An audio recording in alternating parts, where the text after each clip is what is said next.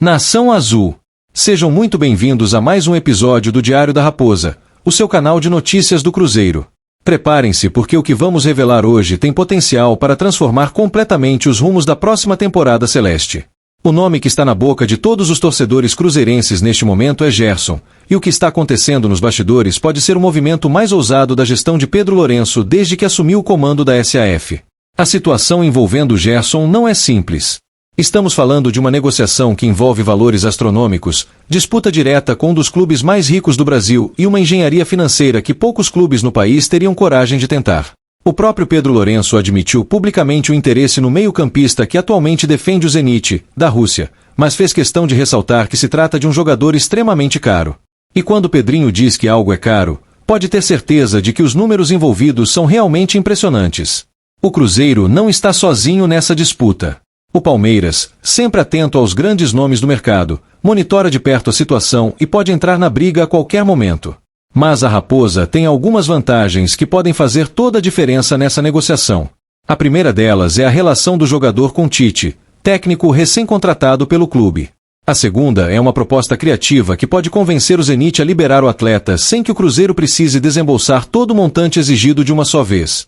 Mas vamos aos fatos concretos dessa negociação que tem deixado a torcida cruzeirense em êxtase. O Zenit não é um clube qualquer quando o assunto é vender jogadores. Os russos são conhecidos por serem negociadores extremamente duros, especialmente quando se trata de atletas adquiridos recentemente.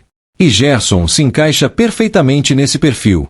O clube russo desembolsou aproximadamente 25 milhões de euros para tirar o meio-campista do Flamengo no início de 2025, e agora quer garantir que não sairá no prejuízo com uma eventual venda. A proposta apresentada pelo Zenit ao Cruzeiro é robusta e envolve duas partes fundamentais. A primeira delas é uma compensação financeira que varia entre 15 e 18 milhões de euros, o que em conversão direta representa algo entre 97 milhões e 116 milhões de reais. Já é um valor que faria qualquer diretor financeiro pensar duas vezes antes de avançar nas negociações. Mas os russos não pararam por aí. Eles também exigiram a inclusão de um jogador do elenco cruzeirense como parte do negócio, Jonathan Jesus. O jovem zagueiro tem sido observado pelo mercado internacional e chamou a atenção do Zenit. Para o Cruzeiro, ceder Jonathan Jesus na negociação seria uma forma de reduzir significativamente o valor em dinheiro a ser desembolsado, tornando a operação mais viável do ponto de vista financeiro. É uma estratégia arriscada, pois envolve abrir mão de um talento promissor da base, mas pode ser o caminho para viabilizar a chegada de um jogador consagrado e experiente. A situação fica ainda mais complexa quando olhamos para o outro lado dessa disputa. O Palmeiras não está fazendo movimentações abertas, mas também não esconde o interesse em reforçar seu meio-campo com um jogador de qualidade comprovada. O clube paulista tem poder financeiro para competir em qualquer negociação e historicamente consegue convencer jogadores a optarem pelo Allianz Parque. Além disso, o Zenit já demonstrou interesse em algumas joias da base alviverde, o que poderia facilitar uma eventual negociação entre os clubes. O que joga a favor do Zenit nesta negociação é o tempo. Gerson tem contrato válido até junho de 2030, ou seja, mais de 4 anos pela frente. Com um vínculo longo e um jogador valorizado pelo mercado europeu em 18 milhões de euros segundo o Transfermarkt, os russos não têm pressa alguma para vender. Eles podem simplesmente esperar pela proposta ideal, sem qualquer pressão para acelerar o processo. Isso coloca tanto o Cruzeiro quanto o Palmeiras em uma posição delicada, pois qualquer tentativa de forçar uma negociação pode resultar em um aumento ainda maior nos valores exigidos.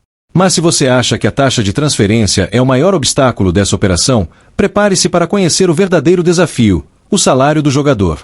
Quando Gerson deixou o Flamengo para atuar na Rússia, ele praticamente dobrou seus vencimentos. No clube carioca, o meio-campista recebia cerca de 1 milhão e 400 mil reais mensais. No Zenit, esse valor saltou para aproximadamente 3 milhões e 200 mil reais por mês, sem contar os bônus e luvas envolvidos no acordo.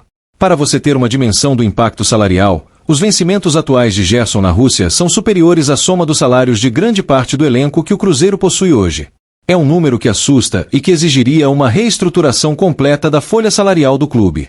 Para viabilizar esse retorno ao Brasil, o jogador teria que aceitar uma redução significativa em seus ganhos, ou então o Cruzeiro precisaria montar uma operação financeira absolutamente inédita em sua história recente. Mas nem tudo são pedras no caminho da Raposa. Existe um fator que pode facilitar todo esse processo: a vontade do próprio jogador. Gerson não está completamente satisfeito com sua experiência na Rússia e vê com bons olhos a possibilidade de retornar ao futebol brasileiro. E aqui entra o trunfo mais valioso do Cruzeiro nesta negociação: Tite. O meio-campista tem uma relação excelente com o treinador e a possibilidade de trabalhar novamente com o comandante pentacampeão mundial é um atrativo importante. Tite chegou ao Cruzeiro com um pedido específico: a manutenção do elenco. Pedro Lourenço garantiu que o time não será desmontado, mas também deixou claro que há espaço para reforços pontuais que elevem o nível técnico do grupo. Gerson se encaixaria perfeitamente nesse perfil. Um jogador experiente, com passagem pela seleção brasileira, que conhece bem o estilo de jogo do treinador e que poderia agregar muito ao meio-campo cruzeirense. A chegada de Gerson seria um marco não apenas pela qualidade técnica do jogador, mas pelo simbolismo que carrega. Seria a confirmação de que o Cruzeiro está disposto a brigar de igual para igual com os gigantes do futebol brasileiro. Seria o sinal de que a gestão de Pedro Lourenço não se intimida diante de negociações complexas e valores elevados. Seria, enfim, a prova definitiva de que a Raposa voltou para valer ao topo do futebol nacional. Mas essa negociação precisa ser analisada dentro de um contexto maior. O ano de 2025 marcou a reconstrução do Cruzeiro como força competitiva no cenário nacional. Depois de anos difíceis, marcados pela Série B e por problemas financeiros graves, o clube mineiro finalmente voltou a brigar por títulos importantes e a figurar entre os principais times do país. E essa transformação tem nome e sobrenome: Pedro Lourenço. A temporada começou com grande expectativa. A contratação de Gabigol foi o pontapé inicial de uma série de movimentações que mostraram a ambição do projeto cruzeirense. A apresentação no Mineirão, com mais de 40 mil torcedores presentes, trouxe também Christian, Fagner, Eduardo, Rodriguinho e Dudu. Era um elenco montado para disputar tudo, para devolver ao torcedor celeste a alegria de ver seu time brigando pelos principais troféus. O início foi conturbado. Fernando Diniz, que quase havia sido demitido no fim de 2024, permaneceu por uma falha de comunicação, mas não resistiu após apenas 3 partidas no comando. Com uma vitória e 2 empates, o treinador deixou o clube e abriu espaço para a chegada de Leonardo Jardim, português experiente que assumiu o desafio de reorganizar a equipe e implementar um estilo de jogo mais consistente. Jardim chegou em fevereiro e quase viu o projeto desmoronar antes mesmo de começar. Matheus Pereira, peça fundamental do elenco, estava praticamente acertado com o Zenit. A transferência estava encaminhada, os valores definidos, mas o jogador decidiu permanecer no Cruzeiro. Foi uma decisão que mudou os rumos da temporada. Matheus Pereira se tornou o principal nome do time, o jogador mais decisivo, aquele que assumiu a responsabilidade nos momentos difíceis. O Campeonato Mineiro não trouxe os resultados esperados.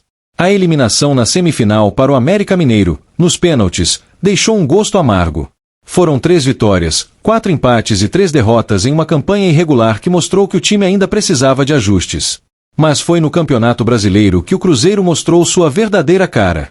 A estreia foi positiva, com vitória sobre o Mirassol. A derrota na sequência para o Internacional trouxe preocupação, mas Jardim não se abalou. O treinador promoveu mudanças importantes, incluindo a saída de Gabigol e Dudu do time titular. Foram decisões corajosas que geraram polêmica, mas que se mostraram acertadas. O empate contra o São Paulo e a vitória sobre o Bahia deram confiança ao grupo. O ponto de virada aconteceu em Uberlândia. A vitória por 1-0 sobre o Vasco iniciou uma sequência impressionante de 16 jogos sem derrota. Foi um período mágico, onde tudo parecia funcionar. O time jogava bem, os resultados apareciam, e o Cruzeiro começou a sonhar alto.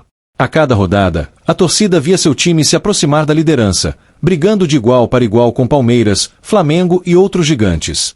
A Sul-Americana, infelizmente, foi o ponto fraco da temporada. A eliminação ainda na fase de grupos foi decepcionante. Apenas uma vitória em 6 jogos, 2 empates, 3 derrotas, 5 gols marcados e 7 sofridos. Foi a competição mais apagada do ano, onde o time nunca conseguiu encontrar seu melhor futebol. Mas o foco rapidamente se voltou para as competições nacionais, onde o Cruzeiro tinha chances reais de conquistar títulos. No Brasileirão, momentos inesquecíveis marcaram a caminhada celeste. A vitória por 2-1 sobre o Flamengo, no Maracanã, com gols de Caio Jorge e Gabigol, mostrou que o time tinha qualidade para vencer os favoritos. O triunfo sobre o Palmeiras, também por 2-1, com 2 gols de Caio Jorge, foi outro momento especial. O jovem atacante se tornou o xodó da torcida, mostrando oportunismo e frieza nas finalizações. Mas o futebol é cruel. Tropeços inesperados contra equipes da parte inferior da tabela custaram caro. As derrotas para Santos e Ceará, o empate com o Vasco em casa, os pontos perdidos contra Juventude e Sport nas rodadas finais. Cada um desses resultados representou um pedaço do sonho do título que escapava. No fim, o terceiro lugar veio acompanhado de vaga direta na Libertadores, mas o gosto de que poderia ter sido diferente permaneceu. O desempenho final no Brasileirão foi notável: 19 vitórias, 13 empates e apenas 6 derrotas.